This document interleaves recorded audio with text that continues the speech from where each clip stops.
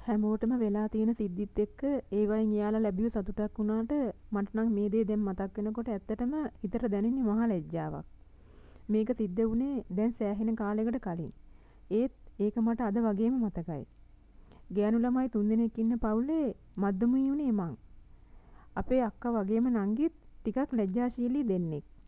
ඒකටත් එක්ක අපරාධ කියන්න බෑ මං. යන තැන හොඳට කැපිලා පෙනුණා. යාළුවෝ ඕන තරම් මට හිටියා. කොහෙ ගියත් කාව හරි හිතවත් කරගන්න පුරුද්ද මට හොඳටම පිහිටලා තිබුණා. එහෙම බලනකොට ඒ පුරුද්දම තමයි අද මට මෙහෙම කරේ කියලාත් මට හිතෙනවා. අක්කා බැන්දට පස්සේ මගේ හරි වයසටත් කලින් මං චරිතව කසාද බඳින්න උනේ අර කලින් කියපු පුරුද්ද මට නරකට හිටපු නිසාම තමයි. ඔන්න ඉතින් කොහොම හරි කමක් නැහැ අපි කසාද බැඳලා අපිට පුතෙකුත් ලැබුණා. හැබැයි ඉතින් චරිතට මාව හරිම අවිශ්වාසයි. එයා හැම වෙලාවෙම පමණට වඩා මාව සැක කරා. ඒ සැකේ නිසාම අපිට තවත් එක වහලක් යට ඉන්න පුළුවන් වුණේ නැහැ. අපි දෙන්න වෙන් වුණා. එහෙම වෙන් වුණා කියලා මං එයා මැත්තේම හැපි හිටියේ නැහැ. මං මගේ දරුවත් හදාගෙන මගේ පුරුදු ජීවිතේම මං ගෙව්වා.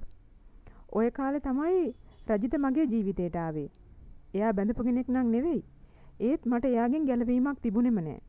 ඉතින් අපි අතරත් සම්බන්ධයක් ඇති වුණා. අපි දෙන්න අතර සිද්ධ නොවුන දෙයක්වත් නැහැ ඉතින්. එයා මාව බඳිනවා කියලා පොරොන්දු වුණත් දවසින් දවස මේක කල් ගියා. මාත් වැඩි ඒ ගැන හිතුවේ නැහැ. ඒක තමයි මගේ අතීත ජීවිත කතාව. ඒ කතාව ඇතුළේදී සිද්ධ වුණ සිදුවීමක් තමයි ඊළඟට මං කියන්න යන්නේ. දවසක් රජිත මට හදිස්සියෙම කෝල් එකක් දීලා කිව්වා මාව හම්බ වෙන්න ඕනේ කියලා. එයාගේ හැටි එහෙම තමයි. ගොඩක් වෙලාවට විනාඩි 10කට එන්න කියලා රැයක් එළි වෙනකම්ම මාව කොහේ හරි ගෙනියනවා. මාත් ඉතින් අම්මට මහා බොරුවක් ගොතලා කියනවා. ඇයි ඉතින් අම්මට රැයටත් දරුවව බාර දෙන්න එපැයි.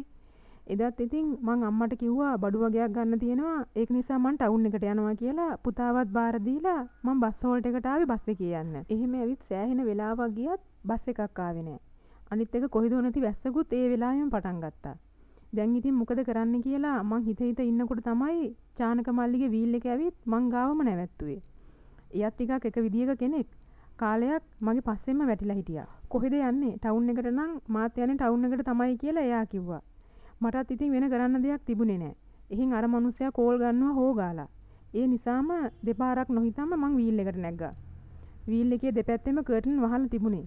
ඒ හින්දා මං එයාගෙන් ඇහුවා මේ ටික අයින් කරමුද කියලා.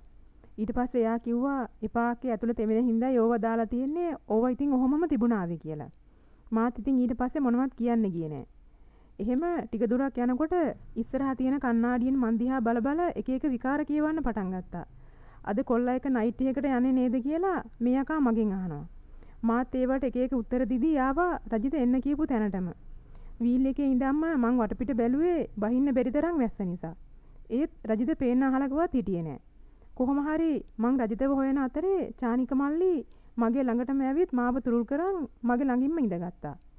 ඇත්තම කිව්වොත් රජිතගේ ආරාධනයෙන් මගේ ඇඟම අමුතු විදියකට රත් වෙලායි තිබුණේ. ඉතින් චානක මල්ලිගේ පහස මට ආපු වැඩේ විතරක් නෙවෙයි මට මාවත් අමතක කරා.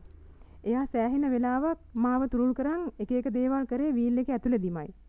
ඔහොම ටික වෙලාවක් යද්දී වැස්සත් පායලා තිබුණා.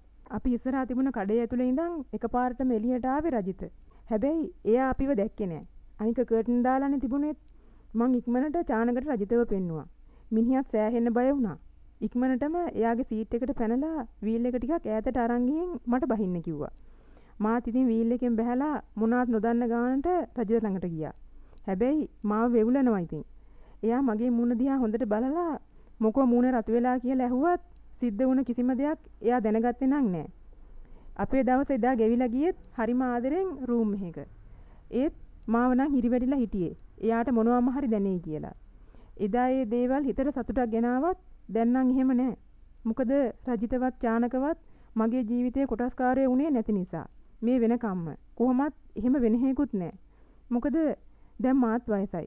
මගේ දරුවත් ගොඩක් ලොකුයි. ඇත්තම කිව්වොත් ඒ දේවල් මතක් වෙනකොට අද මගේ හිතට දැනෙන්නේ එදා මට දැනුණ සතුට නම් නෙවෙයි. ඊට වඩා මහා ලොකු ලැජ්ජාවක් තමයි මට මං ගැනම දැනෙන්නේ.